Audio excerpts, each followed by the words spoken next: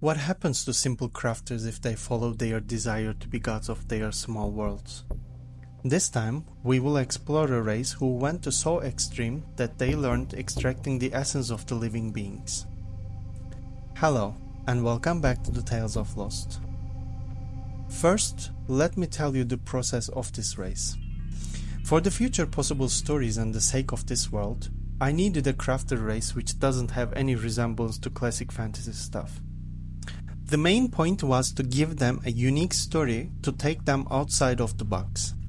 At first, I imagined their appearance, the power they used, also took something away from them. That's why I made this first sketch.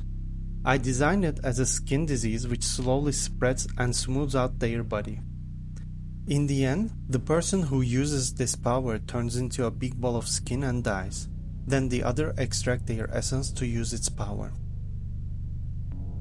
After I did some sketches on livestream last Tuesday, I realized I overuse human figures. So I went another way with the help of the people on the chat and came up with their almost final design. There are some trials and errors on the faces as you can see, but the main inspiration was one of the nocturnal animals which has giant eyes to see perfectly in the night. Their climbing abilities also work in this matter. So let's see the approach to the final design and let me tell you their unique story. These folks used to be regular crafters known for their pottery. They made all kinds of things out of the clay which they would sell at the local markets. Their life was simple, yet with time they felt a need to move forward and refine their crafts. With this change, they decided to go far and look for better resources. The search led them to a place with the dense forest. There, in the shadow of the trees, something lays that almost seemed to pull them in. Perhaps it was something they deeply desired. Getting through the forest, they found themselves in a swamp. Its soil, both strange and colorful, would eventually turn out to be rich and unique. Soon enough, the second settlement was built near the forest, and the work continued. Harvested clay was separated from sand and extra moisture, after which it was prepared for use. The clay from this swamp, however, was magnificent. Pots and roof tiles turned out rich in color with purplish reds. These clayware made great success and even greater profits. It was something never before seen. With the desire of squeezing the real value out of it, they started going deeper into the swamp. They were slowly building inwards, soon forming an entire settlement right in the middle of it. They built huts hung from the trees, connected with walking ways and platforms for keeping their equipment dry. Instead of manufacturing and polishing their craft, they found themselves hypnotized by their new material. Its magnificence trapped them. They stopped going outside of the swamp and no longer cooked the clay. They felt that something was different about the soil, but couldn't understand it yet. They bound themselves to it. The strange fascination that made them lose their craft now seemed to become their identity.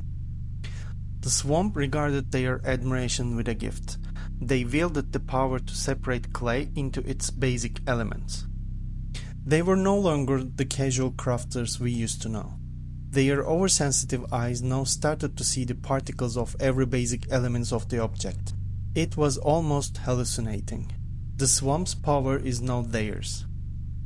Liquid-like blobs slowly separating each other turned into pure elements. The powers changed with them slowly. Separating water into its elements was a child's game now. To elevate their craft further, they started collecting all noble materials they could find.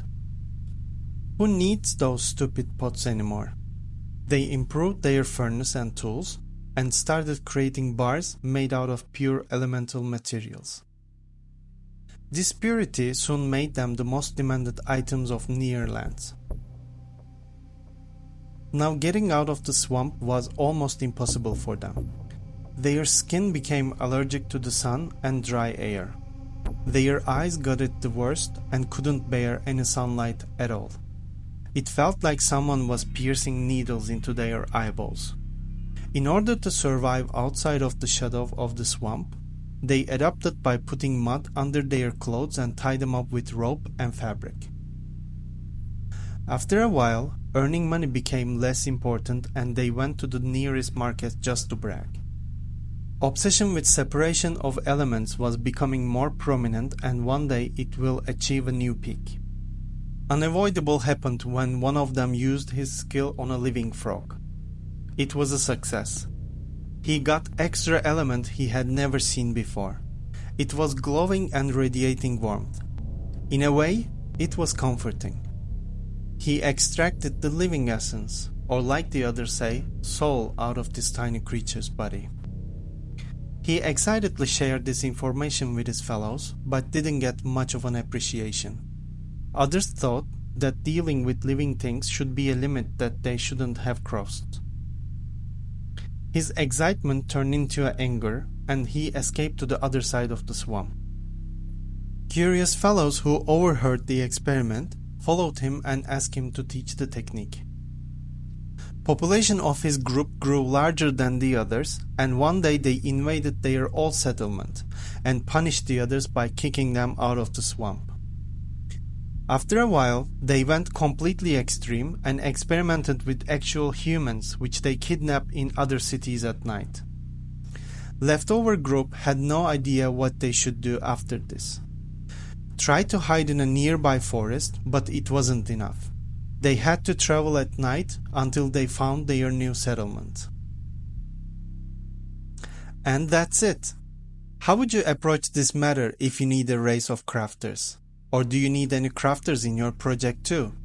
If yes, what are they special about? You can share it in the comments below.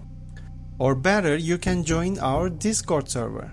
You can find the link in the description or on the channel. By the way, we hit 100 subscribers this week. You guys are amazing. When I started, I convinced myself that it will be a slow progress, but your interest make it possible.